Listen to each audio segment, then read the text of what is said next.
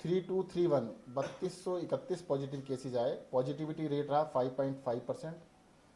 जो highest case थे 28,000 एक दिन में गए थे, अब वो कम होते हुए 3,000 के आसपास आ गए हैं। और पॉजिटिविटी जो कि 36% तक चली गई थी वो कम होके अब 5% के पास आ गई है। थोड़ा सा राहत की बात है, परंतु मैं सबसे कहना चाहूँगा बिल्कुल भी इसको लाइटली ना लें।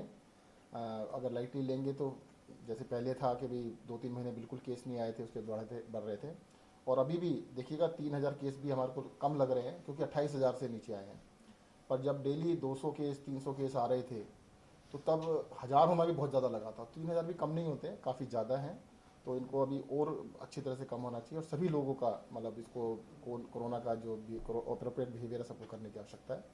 घर से जब भी निकले, आजकल तो लॉकडाउन है, निकलने की आवश्यकता नहीं है। कोई सब्जी वगैरह लेने जाते हैं, कुछ भी जाते हैं तो मास्क जरूर लगाएं। सबसे इम्पोर्टेंट है मास्क लगाना।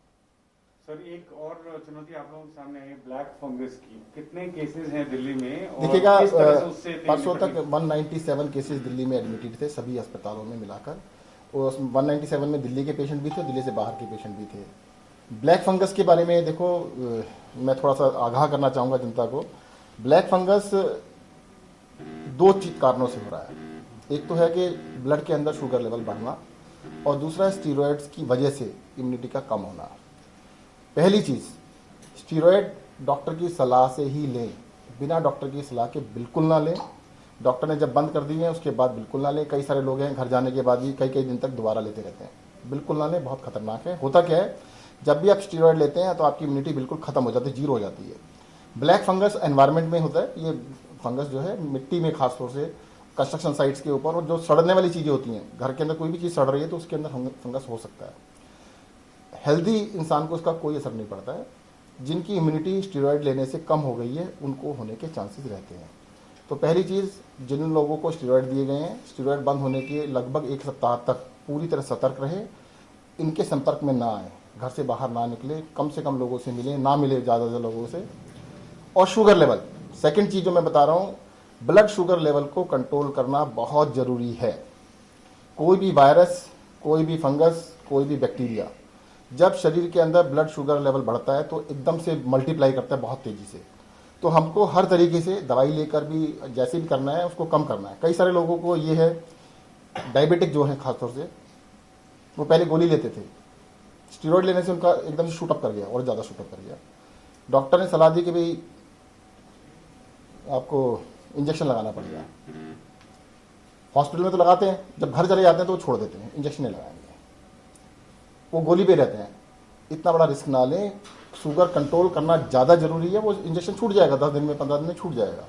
तो दो चीज़ें मैं कह रहा हूँ कि एक तो स्टीरॉयड्स का इनडिस्क्रिमिनेट यूज़ बिल्कुल ना करें। जितने दिन तक डॉक्टर कहें बहुत ज़रूरी हो तभी लें, अपने आप से बिल्कुल ना लें। स्टीरॉयड अगर आप ले रहे हैं तो पूरी तरह से केयर रखें इसके ब्लैक फंगस से बचने के लिए। दूसरी चीज़, अपना ब्लड के अंदर शुगर लेवल को कंट्रोल रखें। सभी के लिए बता रहा हूँ मैं। किसी भी तरह का वायरस, किसी भी तरह का फंगस, किसी भी तरह का बैक्टीरिया, उसको एनवायरनमेंट मिलता है एकदम से एक्सप्लोड करने का, बढ़ने का। तो prevention is always better than cure. Black fungus के अंदर क्योर बहुत मुश्किल है, उससे अच्छा है कि प्रिकॉशन लिए जाए। ब्लैक फंगस की जो दवाई है दिल्ली में बहुत लोग, दिल्ली में नहीं पूरे देश में दिक्कत है। इसकी जो दवाई है उस दवाई के लिए केंद्र सरकार ने उसको कंट्रोल किया है। केंद्र सरकार सबको कोटे के हिसाब से दे रही है।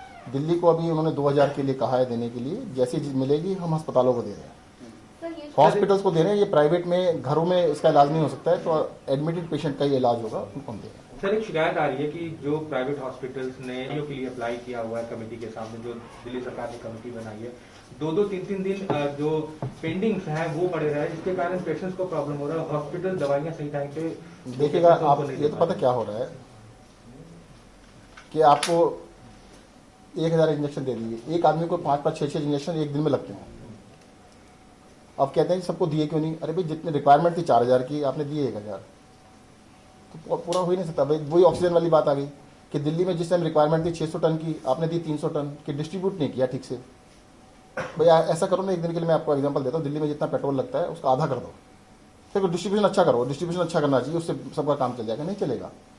तो सबसे बड़ी इशू ये है कि दिल्ली के अंदर, पूरे देश के अंदर इसकी कमी है। कल हाईकोर्ट ने भी कहा है कि केंद्र सरकार को जहाँ से भी अवेलेबल हो उसको इम्पोर्ट करना चाहिए। सर अभी दिल्ली में ये इंजेक्शन को देने की क्या व्यवस्था है? क्या लोग मेडिकल स्टोर से ले सकते हैं? या नहीं, कमेटी मेडिकल गठित की स्टोर गई से है? नहीं मिल सकता है, हॉस्पिटल वाले डायरेक्टली एक कमेटी बनाई है, उसको रेफर करेंगे, कमेटी देगी उसको। कितने दिल्ली में 197 अभी तक केसेस आए थे परसों रात तक, हमने जो टोटल किया था, सभी प्राइवेट हॉस्पिटल्स और सरकारी हॉस्पिटल मिलाकर, और उसमें दिल्ली के पेशेंट भी हैं, दिल्ली से बाहर के पेशेंट भी हैं, और काफ़ी ज़्यादातर देखने में आ रहा है कि छुट्टी होने के बाद घर जाने के बाद लोग वापस आ रहे हैं जिनको हो रहा है। तो जो चीज़ मैंने आपको थोड़ी देर पहले बताई है कि दो चीज़ों का केयर करना बहुत ज़रूरी है। एक चीज़ और बता देता हूँ मैं आपको, दिल्ली के अंदर अभी 28,595 बेड हैं, जिसमें से 16,712 बेड वेकेंट है, और आईसीयू बेड पहली बारी थोड़ा सा कंफर्टेबल लग रहा है कि 1748 आईसीयू बेड दिल्ली के अंदर आज अवेलेबल है। सर वैक्सीनेशन को लेकर क्या स्थिति है? कहीं वैक्सीन जो दिल्ली बंद के हो रहा अंदर है? देखिएगा 44 ईयर्स तक, 18 से 44 तक की कोवैक्सीन तो कई दिन पहले खत्म हो गई थी, कोविशील्ड भी खत्म हो रही है, कई सारे सेंटर आज से बंद हो रहे हैं। सर आप 150 सेंटर बताया गया है हाँ कि जी।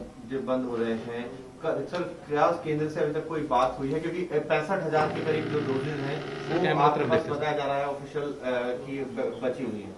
नहीं, हमारे एक दिन में लग जाएगी ना, हाँ जी, जो भी लगे। देखो आपको फिर से बताऊं कि इसको ये कह रहे हैं कि भाई अगर वैक्सीन हमारे को 1 लाख मिली तो 1 लाख तो एक दिन में लग जाएगी, उसके बाद नहीं लगेगी ना, खत्म हो जाएगी। उसको डिस्ट्रीब्यूशन नेटवर्क हमारा है, बहुत बढ़िया नेटवर्क है, हम तो एक दिन के अंदर 3-4 लाख भी लगा सकते हैं, और हमने रिक्वेस्ट किया कि अगर हमारे को दे दी जाए तो दिल्ली के अंदर बहुत तेजी से हम लगा दें। सर केंद्र ने जो शेड्यूल दिया था 15 दिन का, वो आप लोगों को मिला है कितने? शेड्यूल के अंदर तो बहुत थोड़ी सी है ना, हम्म।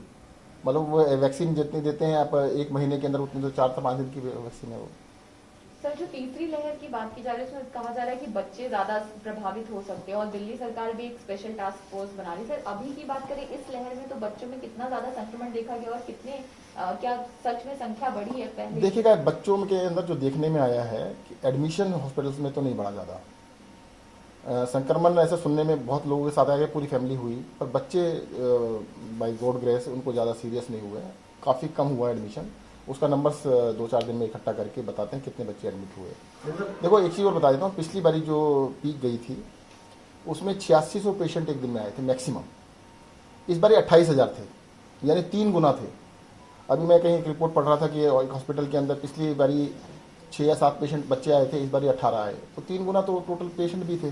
तो इस बारी जो टोटल ओवरऑल पीक गया वो काफ़ी ज़्यादा था, और इस बारी तो नहीं था इतना बच्चों का, पर नेक्स्ट के लिए जो जितने एक्सपर्ट कह रहे हैं कि भाई नेक्स्ट वेव जो है बच्चों के लिए लगता है आएगी, तो उसकी हम तैयारी कर रहे हैं। जैसा जिस तरीके की स्थिति है, क्योंकि आप लोग कह रहे हैं कि हम थर्ड वेव से लड़ने के लिए सारे इंतजाम कर रहे हैं, लेकिन वैक्सीनेशन जो बड़ा हथियार था वो आपके हाथ में ही नहीं है, तो ऐसे में क्या जो सरकार कहती रही कि ग्लोबल टेंडर या किसी और व्यवस्था से डायरेक्ट कंपनियों से कुछ अभी बात हो पाई है कि दिल्ली वालों को आप आश्वासन दे पाए कि उनको वैक्सीनेशन लगेगा? अभी वैक्सीनेशन के बारे में फर्म कहना बहुत मुश्किल है। देखो वैक्सीनेशन का पूरा सिस्टम अगर हम चाहें भी ना तो सारा कोविन सॉफ्टवेयर है केंद्र सरकार का, उसके थ्रू ही लग सकता है, वैसे लगा ही नहीं सकते। कोई भी कंपनी हम किसी भी रेट में उनसे लेना चाहें हमें नहीं दे सकती जब तक केंद्र सरकार अलाउ ना करे, तो पूरा कंट्रोल उनका है, वो जिसको जितना देना चाहेंगे उतना ही दे सकते और केंद्र से अभी तक कोई बात नहीं? हैं। बातचीत है परंतु वो तो अपने हिसाब से दे रहे हैं। ठीक। Thank you. हाँ जी।